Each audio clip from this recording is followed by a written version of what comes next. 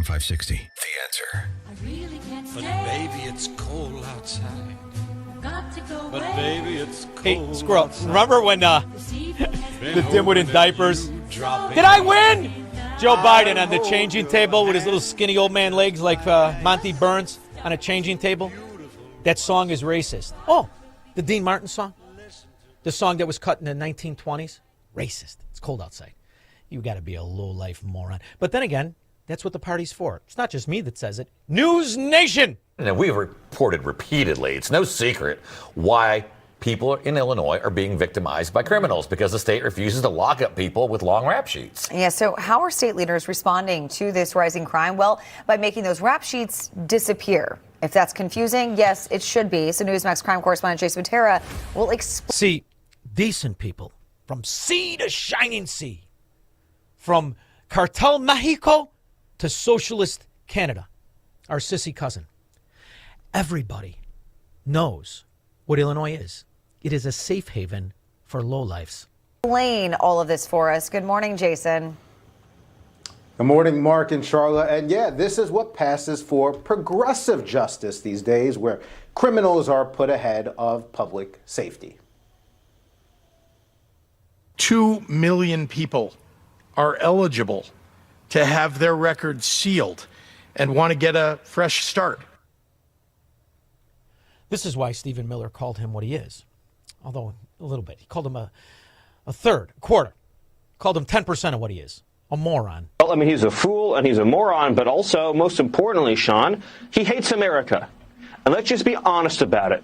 You can't love your country and then fight President Trump to keep murderers murdering.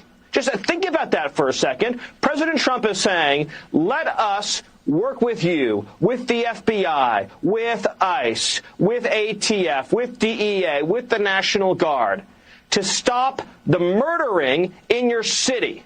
And Pritzker is saying he wants to protect the murderers, the people that are shooting dozens and dozens of people every single week. Chicago. Well, of course he does. This is the broader point. They are protecting the rapists, the pedophiles, the degenerates, but more importantly, the assets, because they use them as assets to steal our money. And it starts in all kinds of places. Really, the schools. You would think this was the Chicago Teacher Union president. You'd be wrong. It's the Minnesota. Marsha Howard from Minneapolis Federation of Educators, Local 59. I'm also an activist, yes. And then my neighbors in our Signal chat. Yeah, we got our neighbors in Signal.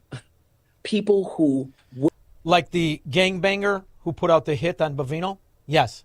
Wouldn't even know what a Signal chat are now running plates. That's what we're doing in Minneapolis. And they said there's a little lady with a big hat down the block. But then Bovino was 2 miles away at my high school that I've taught for 25 years. And so what I want to let y'all know is that it is moment time. This is a moment as you organize toward May 26. Take it. Oh, God, they're such scum. Like, for instance, they were outraged. Do you remember, Squirrel, when they walked out, that simpleton-looking fella? Said he was a grandpa. They walked him out in his boxer shorts. Remember? In Minnesota, they said, oh, he's an innocent grandpa. He had his grandson's blanket on. You could see when he talked he was a simpleton. But then again, most Democrats are simpletons. Turns out there's a lot more to that story. His roommates were pedophile scum, illegal aliens. Here's what CBS told you. Federal immigration agents forced open a door and detained a U.S. citizen in his Minnesota home at gunpoint without a warrant, then let him out onto the streets in his underwear in sub-freezing conditions, according to his family and videos reviewed by the Associated Press. And here's what they didn't tell you. ICE was conducting an operation to apprehend 2 convicted sex offenders, one who'd been found guilty of sex with a minor and sexual assault, the other of sex assault with penetration in the first degree, domestic violence, and violating a protective order. Both also have convictions for failing to register as a sex offender and have final orders of removal from an immigration judge. That's who this guy was living with when ICE showed up at his door.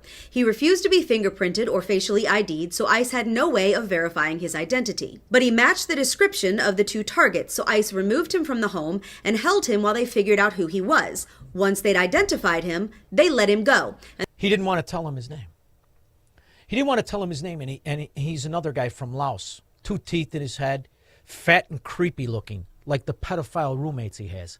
And they're still looking for the 2 creeps he lives with. But see, CBS wants you to be outraged that ICE nabbed a guy who refused to cooperate, wouldn't give his identity, and who was living with 2 convicted sex offenders while ICE was trying to get criminal alien child predators off the street. So they'll... And the head of the teachers union is fighting that while bragging about being a high school teacher.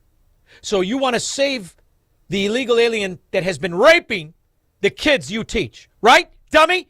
That's the kind of logic you have. And as far as CBS and NBC and ABC, have they played the story about the illegal alien in Georgia that raped the 11-year-old girl 7 days ago? Deputies arrested 26-year-old Kenneth Moreno Guzman yesterday. He's facing 20 criminal charges, including child molestation, rape, and home invasion. These charges run, several of them hold a 25 to life sentence. Here's the good news. The jury will not be made up of Chicago low-living rat Democrats.